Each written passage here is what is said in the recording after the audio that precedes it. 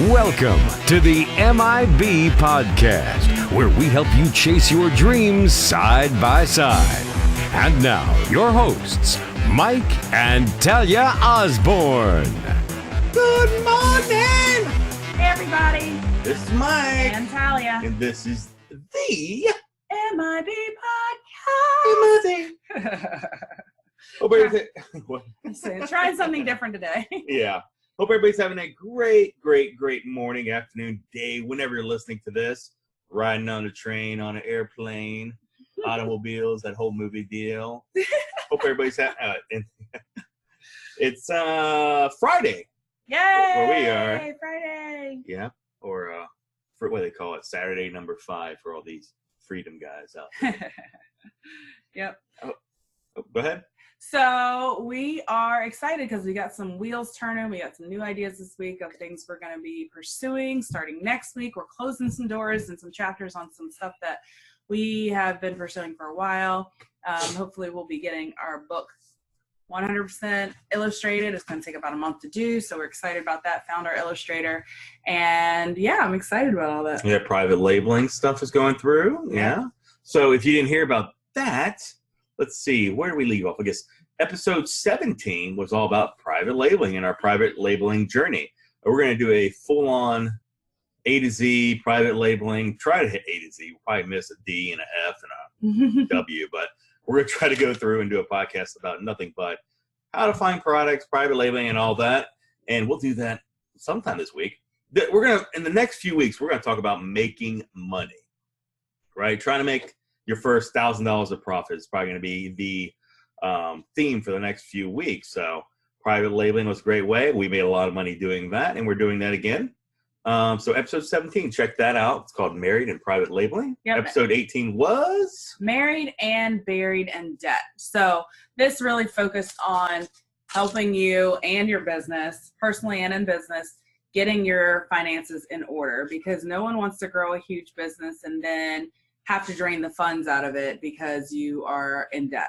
Or, you know, you always get those phone calls and they're freaking annoying. And, you know, we don't want to be slaves to the lender. We want to be free and in charge of our own lives when it comes to our finances. So episode 18, if you haven't heard it yet, check it out. It's pretty awesome. Yeah, make sure you do. I mean, it's a really good episode. Today is episode 19, and it's going to be called Married and eBay. eBay! Remember that thing back in 1998 everybody used?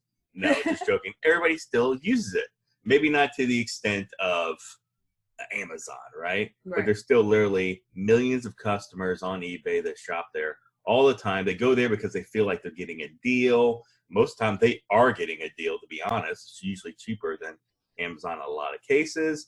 And this is coming from a person that has a very, what's the word? I don't love eBay, right? Love-hate relationship. Yeah. And we'll talk about that a little bit. But before we do that, when we do a little bit of house cleaning. Make sure you're following us on Facebook, facebook.com. And if you have any questions, comments, or you want to share your success stories with us and everyone who's listening, please send us an email, info@themibpodcast.com. And you can check out our stories and some of the tools that we provide on themibpodcast.com. Yeah, we're going to make a special page for this. Usually all of our podcasts are everywhere. iTunes, YouTube, Stitcher, Podbean, Anchor, everywhere you can find a podcast, listen to it. We're there. Today, we're going to actually focus a lot of the information we're going to give you on over at our website, themibpodcast.com/eBay. So we're going to make it real simple for you to go there and find all the show notes and everything that we are going to go over today, because it's going to be a lot.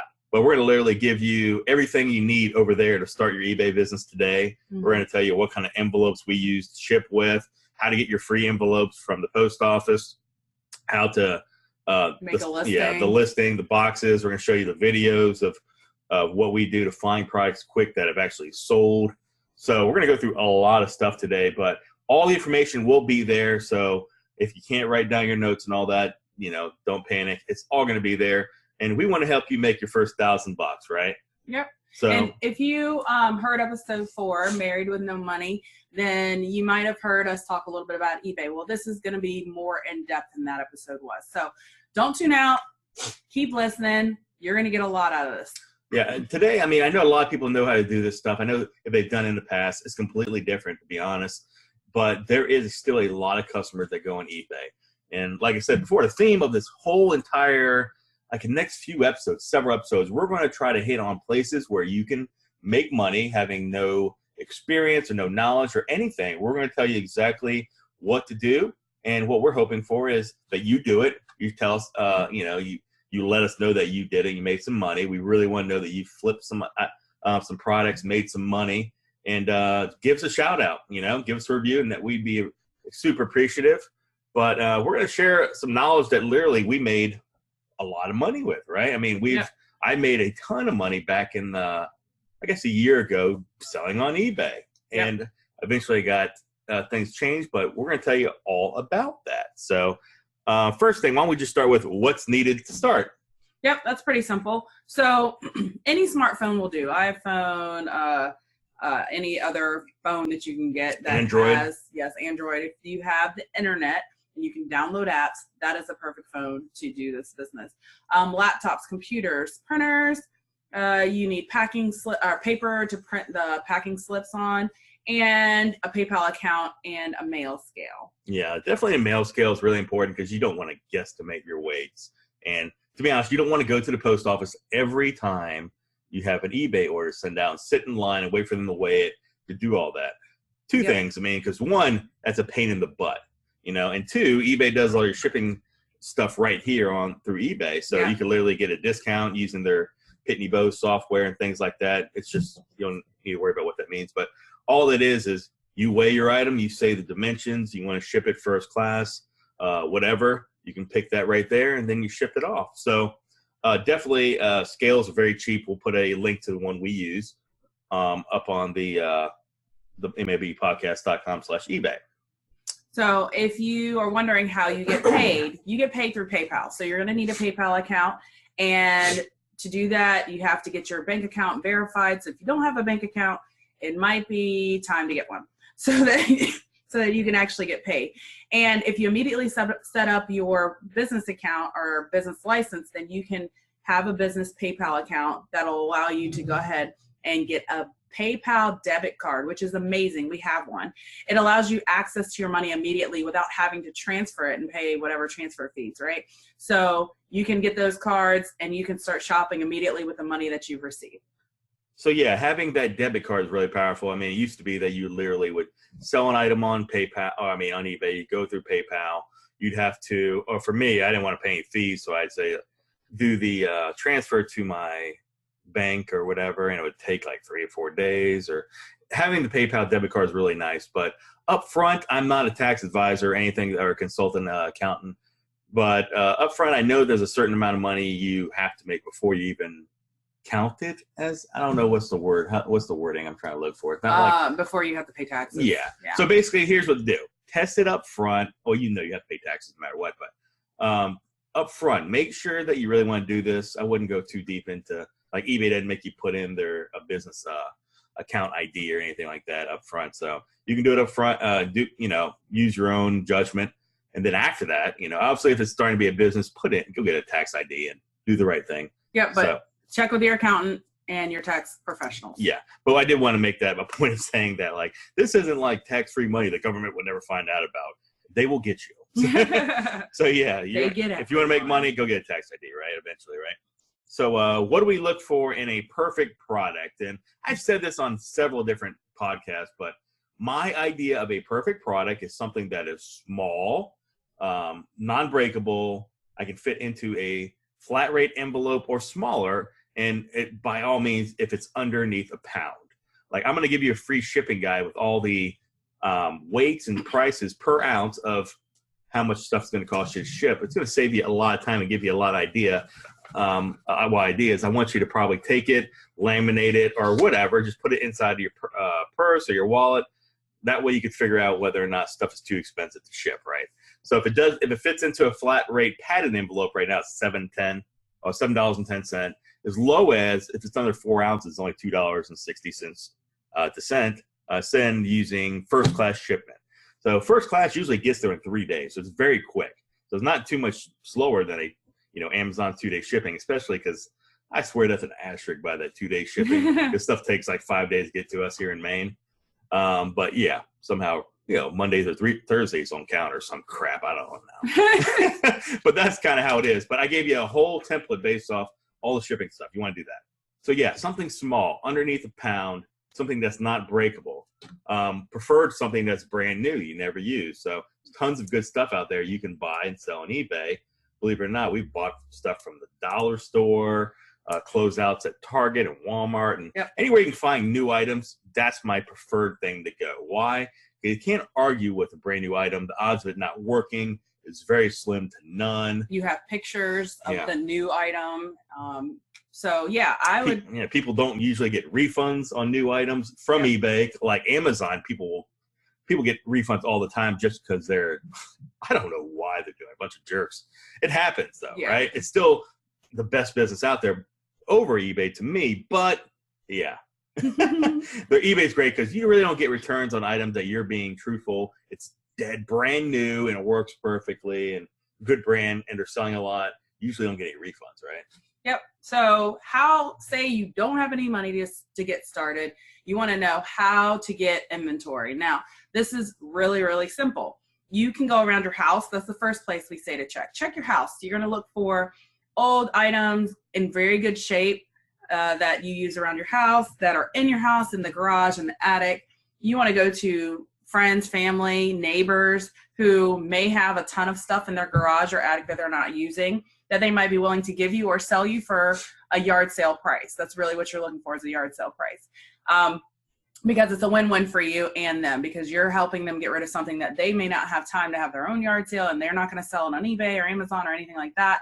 So they might be willing to just give it to you. Yeah. Other things to look for or that you can sell is collectibles. If you have collectibles and you're like, I really don't get any value out of it, or you've lost the love for it, then eBay's a great place to sell that.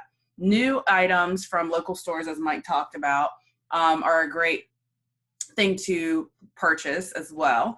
And then garage sales. We love garage sales, right? Oh yeah, we do a ton of business on garage sales. This is where we find a lot of fun stuff, like the old Game Boys, anything old Nintendo. Video games is very nostalgic. Make sure you look up video games. They're very light and they're perfect because of the weight, right? But you have to make sure they're not scratched if they're a CD type game or if they're a cartridge. Just make sure they're very clean. They actually are selling because they made a gazillion games out there, and just because the regular, original Nintendo is 30 plus years old doesn't mean any games are worth anything. And so always check. And if you're wondering how you know if an item is selling, check our the MIBpodcast.com/eBay page, because there are videos on there that will show you how to check an item to see if it's actually selling. Yeah. So basically what you do is you pull out that smartphone, that, device you got going on under your hip all the time or in your hand all the time. And you go to eBay, just to be really quick. It's going to be, you won't understand it, but go on eBay, go type in what you're looking for, go look in the it's called the filters, and go down and hit sold. There's a listing that says sold listings. You hit that. That will show you items that are actually selling. So if you look on there and you see that the dates are showing sporadic, like, okay, 2 of these sold in the last, 3 months, you should expect not to sell that item. Right. So you want to find items that have been selling either on a daily basis or multiple per day. That's the way to really make sure that you're going to buy something and not sit on it for a while. It's not like it really matters, because if you follow the methods we're talking about, it's not like you're going to have this massive warehouse full of product. You're really just going to have a box full of small stuff. So not a big deal there, but yeah, go check it. They're literally showing you what is selling so that you can go out there and find more of them. Right. Yep. Craigslist is another great place, along with the Facebook Marketplace. Don't get stolen, if you go on Craigslist. Or Facebook. Go somewhere random. Yeah, be careful. Make sure whenever you meet the people, we're all about safety and keeping you safe. So whenever you meet people, bring someone with you and go to a local, well-lit location. A lot of places like police with stations, high traffic, whatever, have a just looking at your town for meetup places, because there's a lot of places that have a camera set up that they're like the localized meetup place for you. like police stations and libraries, and they have cameras and security stuff, and it'll help you out, right? Yep. But yeah, you can find tons of good stuff on those places as well. Sometimes what about wedding stuff? Wedding gifts we've talked about before, right? Yes, wedding gifts are awesome because we get wedding gifts and half the stuff we don't ever open. So if you're able to find that stuff from, maybe your own wedding or other people's weddings that you may know, then that would be a perfect thing to try to resell on eBay. Yeah, I mean, how about used wedding items? I mean, literally like the stuff that people put on the tables and yep. They're veils, unused. Wedding veils. You bought a bunch of disposable cameras. They didn't even get used. Yep. Because you're like, I don't even know where to develop cameras anymore, Or, little stuff like that, like things you got and whatever. Or, I mean, just honestly, you just get dumb stuff for wedding gifts, right? They want to make you fancy that day. So they get you a pair of, what are they called?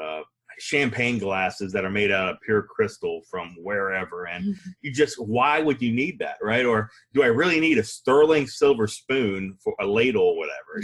You really don't need that, right? But it's worth a lot of money. People do like to have that, so they buy it from you. And same thing, coins or anything like that is a good place to sell on eBay. You just got to be very authentic about what they're getting. Baseball cards, anything you basically have laying around that you've had. And yeah, just because it's old doesn't mean it's worth anything, but yeah, check it out, right? Something to someone. So we also have AliExpress and private labeling. Alibaba as well. Yep. And if you go on eBay, you can see that a lot of the sellers on there are actually from China, and they're selling private label products that they manufactured there in China. So you can actually get those same products using Alibaba, AliExpress, and we will probably have an episode about this in the next couple weeks of how to use Alibaba and AliExpress. But you can actually get those products shipped to you and then sell them on eBay. And they're very inexpensive, and the shipping is usually very low cost, especially if you're using AliExpress. You may even get free shipping. Yeah, and just be aware that you need to, when using AliExpress, you need to do like a, what they call e-packet. That way it'll be here in a couple weeks compared to a couple months, right? Yep. And I will say this: do not drop ship on eBay. You will get kicked off. Mm-hmm. I know everybody wants to go out there and fool the system, not do it. I don't want to touch anything. I'm so good. I want to get my hands dirty. I'm talking to an everyday person right now. Keep your hands clean. And just deal with clean products and get them shipped to you. Then ship them yourself. And I'm not saying this to be a jerk, but literally, there's a lot of ways to find good selling products where you don't have to, drop ship and whatever else. We're talking about making an extra $1,000 a month, not, whatever multi-million dollars of sales per hour, like all these gurus are out there claiming to do, right? Right. So we're going to make you a lot of money, and we're going to do it the right way that keeps your feedback high, makes people not be pissed off at you because, you said you're a U.S. seller and it takes 15 weeks for them to get their product. Yep. You'll get kicked off eBay like that, right? So be careful with that stuff. Bartering is a good thing. You got stuff around the house laying around. You want to take your big tractor or your plow or whatever the heck you got laying. We're in Maine, so everybody has those. And you want to just trade it in for smaller items, right? Make deals with people. And, there's a lot of people out there where literally they have, you have something they want and they have a bunch of broken phones and parts for this. Believe it or not, parts are a big, big part of eBay, right? Like go on there right now and type in iPhone for parts and you'll get a million listings. And guess what? They're all selling because people want to get those, they repair them, and then they resell them. Yep. So if something you have is broken, you have a Ninja blender and it's, you have the top, you have the base item, the base is burnt out, but you have, the ring that spins the thing. And it's hard to explain parts to blender on here, but literally every part of that blender can be a listing on eBay, believe it or not, because if they love that blender, that's their thing, they don't want to change, they'll look for the part to fix the item. And they do it all the time. Just go look it up. A vacuum, you literally I have these extension parts to a vacuum I threw away 10 years ago because the vacuum died. You could literally sell those attachments and things like that as well. Yep. Do you have anything to say about that? No, I mean, I think you covered everything. Parts are great, are a great way to get some money because, like you said, things break. People don't want to replace them by buying a new one, so they want to just get the part they're missing. So check out your stuff, see what you have lying around, and that could be a great way for you to start out with your eBay business. So, a lot of people are like, okay, great. I know where to get the products. I know, how to shop for them, what to look for, but how do I make a listing? Yeah. Well, then again, like I said, we have tutorial videos on the eBay page, so check them out. And because we're going to talk over those tutorial videos, right? How do you make a listing? Very simple.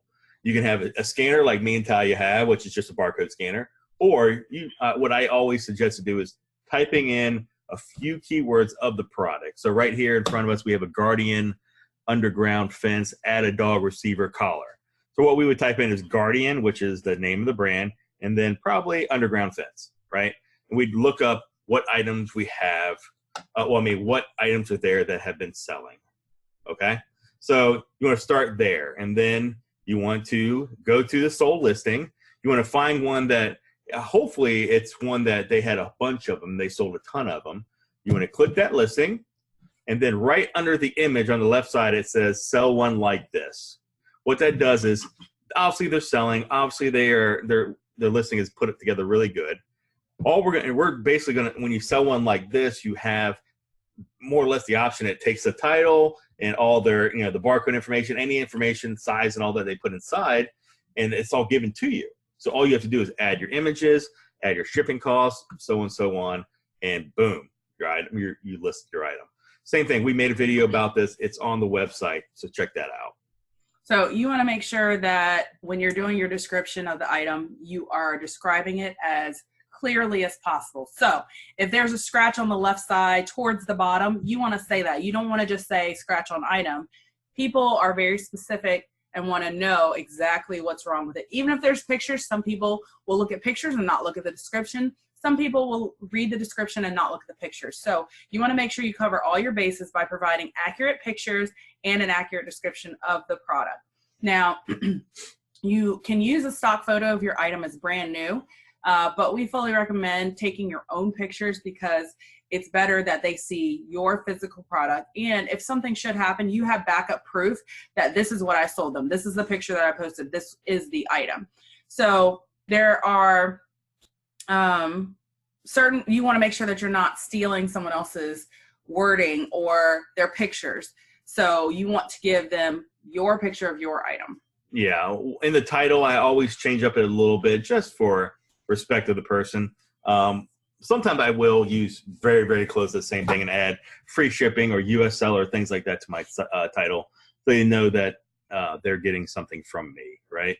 So the major thing is make sure you tell everybody, make sure you show accurate pictures of the photo. If you're selling something used or new, whatever, just show them that, hey, this is the item you're going to get. Put that in the description. Make sure they know that literally I'm going to be selling this to you. This is the item in the image is going to be the one you're going to get.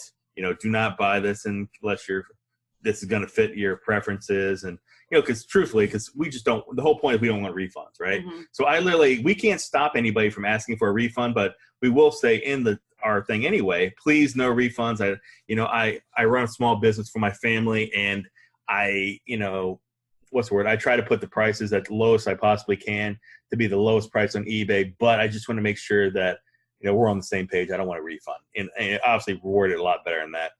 Full description, make sure you have the title, make sure you have any blemishes, faded, etc. Anything like that, right? And what I do is I copy and paste it every time, same exact thing. That way you're consistent, right? And that's pretty much the easiest way to do it. Put it in a Word document, a notepad, whatever, copy and paste it in, and then put the title in afterwards.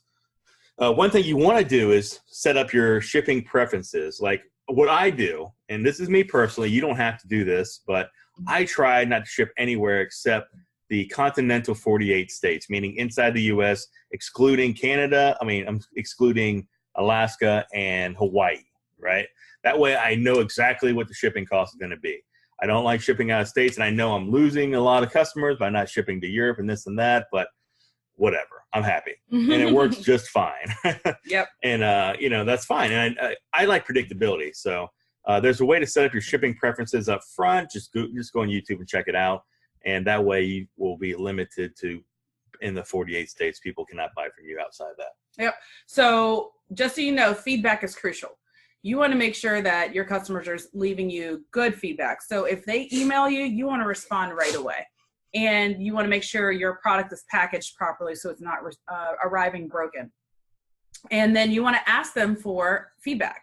And that way you get higher and higher stars. People see that. They actually read those reviews to make sure that they're buying from a legit seller. So that's very important for your business. If you get too many negative comments, you can be shut down. So you want to be really aware of that. You want to really work closely with your clients to make sure that they're happy. Something else is from, our history and kind of what we learned is never close a listing, even if your customer asks you to. And why is that? Yeah, I mean, when I talked about I had a very big eBay business before, I was working 10 hours a week on my business. I was making over $5,000 a month, selling just random things. I would buy big lots of phone cases or electronics. Like at the time, they were like Best Buy returns, and they were fantastic because I was selling tons of random things online, and most of them were open, and they knew that, and I showed it to them, and that was fine. But I was getting a lot of deadbeat buyers, which I hate. So, and same thing on your preferences. You could say if they don't have a positive feedback rating of this, or whatever, go YouTube that and you find out how to block people that are deadbeats. But I mean, they still get by. They buy it and they're like, I didn't want to do this or that, whatever. So what would happen is people would buy stuff. They would never pay for it. And after 7 days, I would just go cancel their listing and resell it because it could be a $150 modem or whatever else I had at the time. So I wanted my $150. What I found out, sadly, is eBay doesn't like that. So I found out after selling, thousands of items and making tons of money for me and eBay just randomly shut me down one day and never let me back open, even though I was making a ton of money for them. What happened was, like I said, I was just I was canceling the listing after 7 days if they didn't pay so I can make money. I didn't realize that was that big of a deal because with Amazon, they let you get away with murder sometimes when it comes to returns and things like that. eBay's not like that. They don't like that at all. You have to follow their rules. So feedback is beyond important. Make sure that's why you have to list your item descriptions. Everything to the T has to be perfect all the time. Just make sure that you can protect your account, because when you don't own the platform. You don't own eBay, you don't own Amazon and things like that. And they can shut you down at any time for any reason. So make sure you're always authentic as possible. Yep. But, so even if a customer emails you and asks you to close the listing, don't do it. I would have them try to cancel the order. You don't cancel the order. And if they insist that you do it, then you call eBay and you say, this is the email that I got. What do I do in this situation? Yeah. Please read my messages that I posted to, corresponding with the customer, showing proof. You're just proving that I don't want to do this. They want me to do it. And this should not count negatively against me. Exactly. So cover all your bases, contact eBay. They will help you. All right. So people want their products now. So is the auction still a thing you want to do? Is it a thing of the past? We just do buy it now instead of the auction.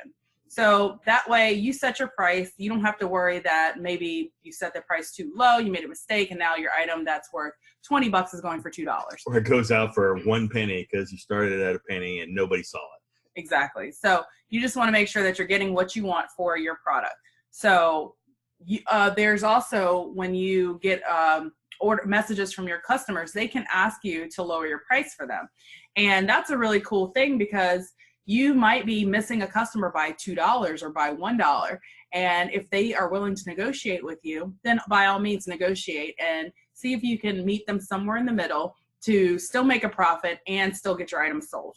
Yeah, good idea. I mean, we do this all the time on everything I do an offer. Like I can say, or best offer, more or less. So I know that, the item is selling for $20 because I'm looking at all the sold listings, right? But somebody offers me $16, and I maybe have an automatic offer thing where I show, if they offer $18, take it out, and I don't care. Let's just move the product. Or if they say $16, I can respond back and say, no, $19. I'm already the lowest price. And then they come back and say $16.02. They do stuff like that to be a jerk. But truth is, that's fine. We want them talking to us. We want them to we want them to want that product, right? So we know that, worst case, they can just say no, but, best case, like last week, somebody said, I want this item for, it was like $10. I'm like, no, the lowest price is obviously my price, but I'll give it to you for 16. And they came back and said, oh, how about 11? I said, how about 16? And how about, they went back and thought, how about 10.99? I said, no, how about 16? They ran out of offers, and eventually they gave me $16 for my item. They knew that was the best price, but they tried to do a little Pawn Stars negotiation with me, and it didn't work. But truthfully, if you had something on there for a while, like I have a couple Beanie Babies on there that Beanie Babies still sell, you'll still make a lot of profit buying them for $1.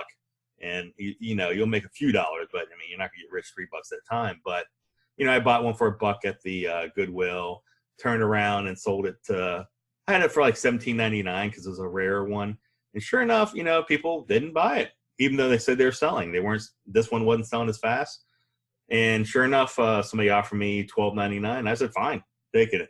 I paid $1 for it. I ended up making an $8 profit, something like that. So, yeah, just know that you can use the offer system as a way to just move the items. Because, truthfully, I didn't make $20 on the product like I was hoping for, but I paid $1 for it, I'm still okay. Yep. So when selling your used products, you want to make sure that you clean them. So things that you might need around your house is Goo Gone, because if there's like old stickers on it or something like that, you can get that off with Goo Gone.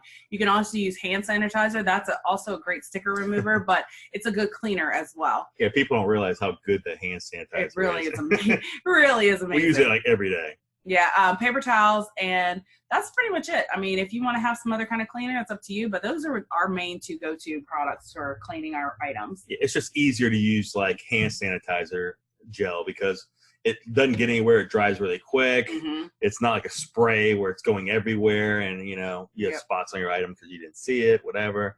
So same thing. To do a quick calculation, if you stay underneath a pound, like I told you, small items, whatever, you can literally kind of guesstimate easily what your profit's going to be, right? So eBay usually charges 10% and PayPal charges 3% around there, right? So right away, 13% of your money is going to be taken from PayPal and eBay. So a simple way to figure out, if I sell the item for $20 with free shipping, multiply it by 0.87, which is 87%, which is what you get to keep, right? So when you multiply that, I'm not going to do the math here, but you have a number, which is what you're going to get back. So that's your profit plus your initial investment. And hopefully, once you subtract your initial investment, that's your profit. You have money, and that's the whole point. Me and Talia tried to never buy anything, especially if it's used. We're not trying to double. We're trying to like quadruple, 5-10 times our money on used products. On new products, we're completely happy just doubling our money. So if you pay $10 for an item, like these Guardian Underdog fence collar things we got. We literally paid $16 for them at Walmart, and we've been selling them for $42.99. Once you do all the shipping costs and eBay costs and all that, we're making about a $17 profit, that's the whole point. We doubled our money, and that's a really good. I do that every day of the week to double my money, and we've sold several of those on eBay, right? I guess I won't go too much deeper into what we are selling because that's our business. But there is a ton of stuff out there. Just know that. All right. So, we talked about some of the stuff that you needed to get started, but once you get the ball rolling and you're making that money and you're all excited, there are some things that you can do to kind of upgrade your business to make it a little bit easier for yourself. And a couple of those things are a Dymo label writer. That's just an easier way to print the label for the package, stick it right on there. It's a sticker, and there's no ink involved in using it. It's actually a thermal printer. So that's one thing. You can also use any kind of feedback tool, which basically will respond to your customers to get them to give you feedback, and you don't have to send that email. So that's one less thing for you to do. We also recommend getting a white box and camera. So that way, when you're taking pictures of your item, it's nice, it's clean, and you can see every part of it because the light is reflecting off the white box and giving you the perfect picture. And they sell these on Amazon for, the one we just looked at, we put in our card because we don't even use it at this point, to be honest. We're going to, though. Yeah, like $13.99 shipped with Prime, 2-day shipping. We'll include the link for that. Yeah, and it comes with an LED light. It's super small and nice. It won't work on your big items, but it will work on everything else, and it looks super professional for $13.99. So, okay, that's what I forgot. The one category, I guess, is over a pound. We didn't talk about what's over a pound, right?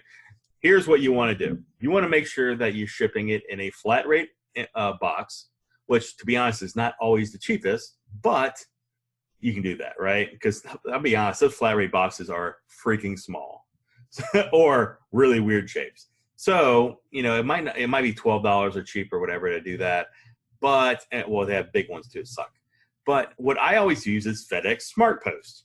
It sucks because it's like snail mail. It's a partnership between the post office where it goes.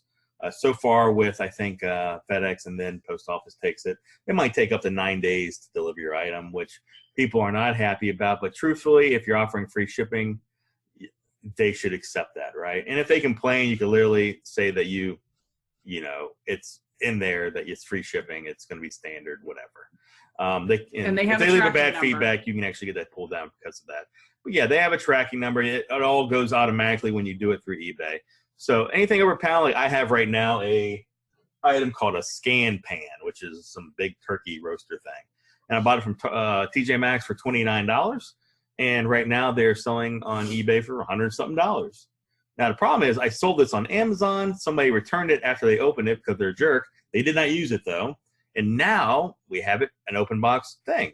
I can take good pictures, list my item. It's definitely heavier, but I can fit it into a flat rate box for $11-12 and ship it out that way. Or I can, like I said, same thing, rebox it, throw it and do my calculations and ship it FedEx SmartPost. That's going to be your two cheapest routes. You don't want to do UPS and things like that unless you're going to do something really big. And at that point, I wouldn't even, it might cost, with a scan pan, it might cost me $20 to ship it. But if I'm selling it for $99 open box, it's going to make money. It's going to make plenty of money. So just a thought about that. I want to make sure that we hit on over a pound just to make sure. Fragiles, be very, very careful. If you got some very fragile vase or something, either you ship it using a very expensive shipping method, make sure it's going to not break. Or here, just think about, go watch the beginning of Ace Ventura. That's how your packages sometimes get treated, where they're literally drop kicking them down the hall. I mean, dead serious. It's that bad sometimes. Not being ugly to UPS, but when an item has to change hands so many times, it's like hot potato. It just, stuff falls, stuff breaks. And no matter how good you wrap that mug, sometimes it will sometimes break. Yep. So you want to make sure that you're setting goals. How much money do you want to make this month? So go ahead and think about that, write it down, and then figure out what you have to sell that can help you hit that goal and get started. It's that simple. So, we want to do a success shout out. We're super excited. We got an email from a couple of our friends who have been listening, and Jess and John here in Maine, they went ahead and took some advice that we gave back in episode 4, talking about married with no money and starting an Amazon store. And they went ahead and took action. We're really excited for you, Jess and John. We can't wait to hear the more success that you have. But they said, we made our first sale yesterday. It was kind of exciting. So they're excited. We're excited for them. And we can't wait to hear more from more people about how you're doing, and anything that we can do to help, we're more than happy to do. Well, the thing is, though, they have the perfect situation, right? I mean, he doesn't work like an hour away or anything. And she's not like uber pregnant, is she? So John works very far from their home, and Jess is very, very pregnant at this point. They already have 2 kids, I believe. And so they're very busy people. And so they took the time to see what they could do to better their financial situation and make more money for their family. And they had success. So we're excited. Yeah, it's very exciting to see other people not make excuses and just go out there and start something. And I think we're probably kindred spirits. We have a lot in common with this couple here. And we appreciate you guys actually listening and doing something about it. So thank you guys so much for that. And I guess today that's going to wrap up our episode. And today, like I said, it's all about eBay. It's all about making your first $1,000 of profit doing something you enjoy doing. I'm telling you, once you get out there, Talia finds it like addicting shopping, right? You're literally getting paid to go spend money. Yes. Right? It's awesome. Like, I can't go into a store without scanning something, whether it's my eBay or my Amazon app. I'm always scanning. And it's sometimes Mike's like, can we just not scan something today? I'm like, but look at this deal. It's amazing. I have to at least look. So you might be like me and you might get addicted. So just be careful. You know, you might get addicted to success too. But thanks for listening, guys. And if you're not following us on Facebook, go ahead and do that. Facebook.com/MIB podcast. Send us your success stories. info@themibpodcast.com. We would love to give you a success shout out. And we hope you have an amazing day. Okay. I guess in closing, I'd say something about the next episode. Okay. You kind of shut me down there. You didn't even ask me if I was done talking. I'm always not done talking. Sorry. What do you want to talk about next? You want to talk about private labeling or Amazon or AliExpress, or what do you want to do? It's all going to be about making money for a while. And then hopefully we're going to get some guests on here that are making a lot of money in these different places to give us some talking. So I think that maybe we go with AliExpress and Alibaba. That could be And fun. we might couple it with private labeling. I don't know. We'll see. I don't know. We'll figure that out. So, yeah, when we talk about that next week, AliExpress, Alibaba, making money buying overseas. So episode 20 is coming your way. Today was episode 19, Married and eBay. We hope you guys enjoyed it. Please check out the MIBpodcast.com/eBay for all your information on this episode. So we appreciate you guys. Love you. Please leave us a great review. And we look forward to seeing you on the next episode. Thank you. Thanks for listening.